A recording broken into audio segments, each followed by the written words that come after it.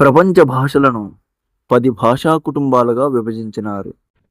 అందులో మొదటి భాషా కుటుంబం వచ్చేసి ఇండో యూరోపియన్ భాషా కుటుంబం. ధ్వనులను బట్టి ఇండో యూరోపియన్ భాషలు 2 వర్గాలుగా విభజించబడ్డాయి. అందులో మొదటి వర్గం శతం భాషలు, రెండవ వర్గం కెంటుం భాషలు. ఈ శతం భాషలు వచ్చేసి Indo Aryan, Iranian, Armenian, Albanian, బాల్టోస్లావిక్. మరి కెంటుం భాషలు వచ్చేసి జర్మానిక్, కెల్టిక్, గ్రీక్, లాటిన్. శతం భాషలకు మనం షార్ట్ కట్స్ చూసినట్లయితే ఇండో ఆర్యన్ అనే ఆ పదంలో ఈ మొదటి అక్షరం ఈని గ్రహించడం జరిగింది. తర్వాత ఇరానియన్ అనే పదంలో ఇరానీ అనే దానిని గ్రహించడం జరిగింది. తర్వాత ఆర్మేనియన్ అనే పదంలో ఆర్మే అనేది గ్రహించడం జరిగింది. ఆల్బేనియన్ కాస్త ఆల్బేనియన్ అనేది తీసుకోవడం జరిగింది. బాల్టోస్లావిక్ని బాసు లేదా బస్సు అని తీసుకోవడం జరిగింది. బాల్టోస్లావిక్ని బస్సు అని తీసుకోవడం జరిగింది. దీనిని మనం షార్ట్ కట్ రూపంలో రాసినట్లయితే ఈ ఇరానీ బస్సులో ఆల్బేనియన్ ఆర్మీ ఉంది. ఈ ఇరానీ బస్సులో ఆల్బేనియన్ ఆర్మే ఉంది. ఈ ఇరానీ బస్సులో ఆల్బేనియన్ ఆర్మే ఉంది. ఇట్లా మనం షార్ట్ కట్గా గుర్తుపెట్టుకోవాలి. తరువాత కెంటుం భాషలకు సంబంధించినటువంటి షార్ట్ కట్ చూసినట్లయితే జర్మన్ అనే పదంలో జరా అని తీసుకోవడం జరిగింది. కెల్టిక్ అనే పదంలో టీ తీసేసి కేక్, దాన్ని కేక్గా గుర్తుపెట్టుకోండి. లాటిన్లో కాస్త తీసేసి లాటిని తీసుకోవడం జరిగింది. గ్రీక్ కాస్త గ్రీక్. అయితే దీనికి షార్ట్ కట్ ఏమిటంటే ఆ పైన ఉన్న పదాలు ఒకసారి చూడండి. జరా లాటి తీసుకొని కేక్ని గ్రీక్ చేయాలి, అంటే అవ్వాలని ఉంది అక్కడ, దాన్ని చేయాలి అని రాసుకోండి. జర లాటి తీసుకొని కేక్ను గ్రీక్ చేయండి.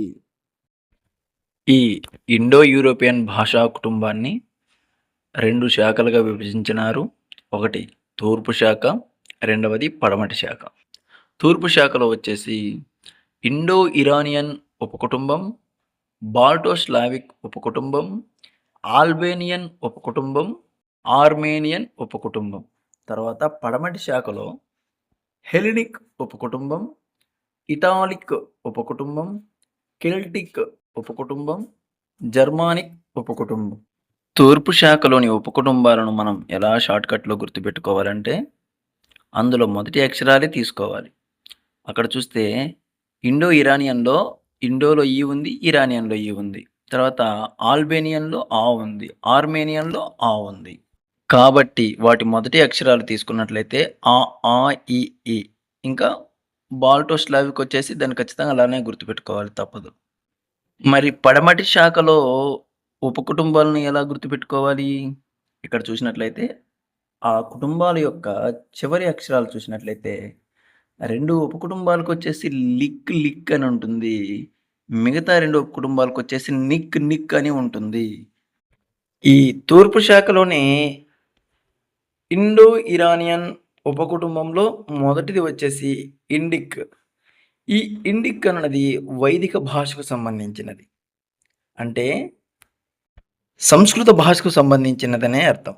సంస్కృతం నుండి పాలీ భాష పుట్టింది, పాలీ భాష నుండి ప్రాకృత భాష పుట్టింది, ప్రాకృత భాష నుండి అపభ్రంశ భాషలు పుట్టాయి. ఈ అపభ్రంశ భాషలే కాశ్మీరీ, పంజాబీ, రాజస్థానీ, సింధ్, గుజరాతీ, హిందీ, మరాఠీ, ఒరియా, బెంగాలీ, నేపాలీ, అస్సామీ, సింహాలా. అంటే ఈ అపభ్రంశ భాషలు వచ్చేసి ఇండిక్ ఉపకుటుంబంలో ఉండడం జరుగుతుంది. భారతదేశంలో ఉండేటటువంటి ఈ భాషలు ఇండిక్ శాఖలోని భాషలు. దీనికి షార్ట్ కట్ ఏం లేదు. ఇండిక్ భాషలు అనగా భారతదేశంలో ఉండేటటువంటి భాషలు అని గుర్తుపెట్టుకోండి. తరువాత ఇరానీ శాఖ.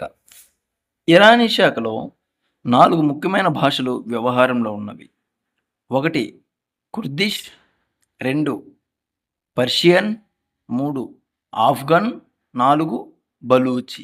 ఈ ఇరానీ శాఖలోని భాషలను మాత్రం ఖచ్చితంగా మనం గుర్తుపెట్టుకోవాలి. దీనికి ఎటువంటి షార్ట్ కట్ అనేది లేదు. మనకు చూసినట్లయితే ఆ ఇరానీ శాఖకు చెందిన భాషలను మనం చాలా సింపుల్‌గా గుర్తుపెట్టుకోవచ్చు. ఆఫ్ఘన్ మనకు తెలిసిందే, బలూచి మనకు తెలిసిందే, పర్షియన్ మనకు తెలిసిందే. కాకపోతే కుర్దిష్ అనేది గుర్తుపెట్టుకోవాల్సి ఉంటుంది. ఈ తూర్పు శాఖలో రెండవ ఉపకుటుంబం వచ్చేసి బాల్టోస్లావిక్. అందులో మొదటిది బాల్టిక్. బాల్టిక్ శాఖలో లాత్వియన్, లిథువేనియన్, ప్రష్యన్ అనే భాషలు కలవు. దీన్ని మనం షార్ట్‌కట్‌గా ఎలా తీసుకున్నామంటే మొదటి అక్షరమైనటువంటి లా, రెండో దాంట్లో లి, మూడో దాంట్లో ప్రా. ఈ ప్రా కాస్త మనకు బాల్టిక్ శాఖలో మొదటి అక్షరం బా తీసుకొని ప్రాకు కలిపితే ప్రభా అయ్యింది. ఇప్పుడు మనం దీనికి షార్ట్‌కట్ వచ్చేసి లీలా ప్రభ. బాల్టిక్ శాఖకు వచ్చేసి లీలా ప్రభ. లాస్ట్‌లో ఉండే ఆ బా అని ఉన్నది బాల్టిక్ శాఖకు సంబంధించినదని అర్థం. రెండవది వచ్చేసి స్లావిక్. స్లావిక్ శాఖ వచ్చేసి Russia, Ukraine, Macedonian, Polish, Croatian, Serbian అనే దేశాలు ఈ భాషను మాట్లాడతాయి. దీనికి మనం షార్ట్‌కట్ చూసినట్లయితే రష్యా, పోలిష్ మాసిన ఉక్రెయిన్‌పై యుద్ధం చేస్తూ సెర్బిక్ క్రయో అన్నారు. షార్ట్‌కట్ వచ్చేసి రష్యా, పోలిష్ మాసిన ఉక్రెయిన్‌పై యుద్ధం చేస్తూ సెర్బిక్ క్రయో అన్నారు అని గుర్తుపెట్టుకుంటే సరిపోతుంది.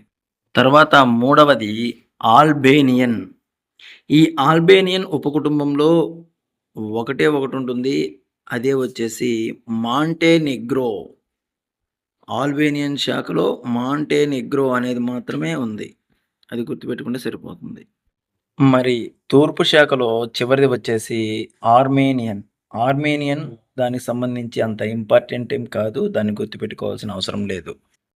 ఈ ఇండో యూరోపియన్ భాషా కుటుంబంలో పడమటి శాఖ చూసినట్లయితే అందులో ఉండే ప్రధానమైనటువంటి ఉపకుటుంబాలు హెలినిక్ ఉపకుటుంబం, ఇటాలిక్ ఉపకుటుంబం, కెల్టిక్ ఉపకుటుంబం, జర్మానిక్ ఉపకుటుంబం. అందులో మొదటిది హెలెనిక్ ఉపకుటుంబం.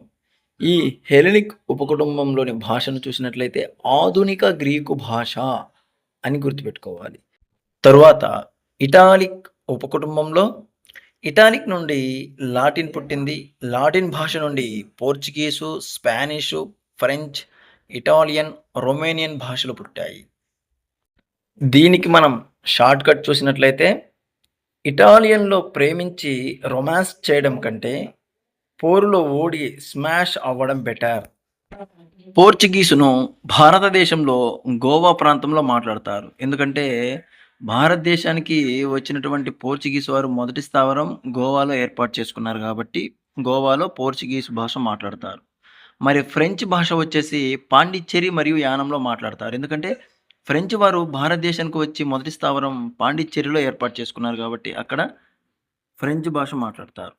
మూడవది కెల్టిక్ భాషా ఉపకుటుంబం. ఇందులోని భాషలు బ్రిటన్, ఐరిష్, గేలిక్, గెలిష్, మాంక్స్. దీనిని మనం షార్ట్‌కట్‌లో గుర్తుపెట్టుకున్నట్లయితే గెలికి గెలిషే కంటే మంకీలా గెంతడం బెటర్. ఇక్కడ బెటర్ వచ్చేసి బ్రిటన్‌గా తీసుకో. గెలిక్ గెలిషే కంటే మంకీలా గెంతడం బెటర్. ఇందులో అక్షరాలు అనేవి తప్పుగా ఉంటాయి. ఆ పదం అనేది తప్పుగా ఉంటుంది. కానీ దాన్ని మనం షార్ట్‌కట్ కోసం మాత్రమే ఉపయోగించుకుంటున్నాం. పడమటి శాఖలో 4వ భాషా ఉపకుటుంబం వచ్చేసి జర్మానిక్. ఈ జర్మానిక్ భాషా ఉపకుటుంబంలో తూర్పు జర్మానిక్, పడమటి జర్మానిక్ అనే 2 రకాలు ఉన్నాయి. అందులో తూర్పు జర్మానిక్‌లో గౌధిక్ భాష ఉంటుంది. పడమటి జర్మానిక్‌లో ఒకటి ఆంగ్లో సాక్సన్, రెండవది ప్రాచీన సాక్సన్, మూడవది ఆధునిక జర్మన్. అందులో ఒకటవ దాంట్లో ఆంగ్లో సాక్సన్‌లో ఇంగ్లీష్ భాష మాత్రమే ఉంటుంది. ఆంగ్లో అనంగానే మనకక్కడ ఇంగ్లీష్ భాషను గుర్తుపెట్టుకోవాలి.